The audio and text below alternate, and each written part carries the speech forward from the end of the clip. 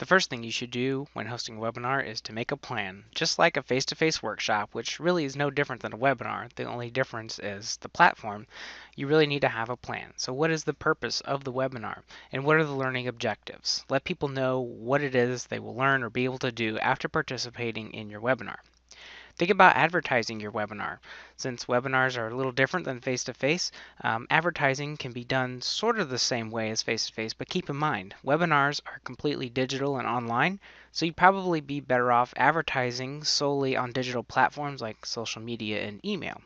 Also keep in mind who should attend the webinar. Who is the audience? Is it a targeted audience? Are they comfortable with webinars?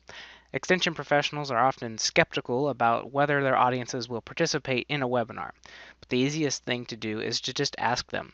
At your next face-to-face event, ask the participants if they would attend this training online or would attend some more in-depth trainings about the same topic online. The next thing to consider is will you have a co-host, and we'll talk about this in a later module, but a co-host can make all the difference in the success of your webinar. Are you going to share materials? We often have a lot of materials that we share in our face-to-face workshops, so you need to consider how you'll distribute those materials. Will you send them in advance with an email? Will you send them in a link during the webinar? Will you have a website people can visit? So keep all of that in mind.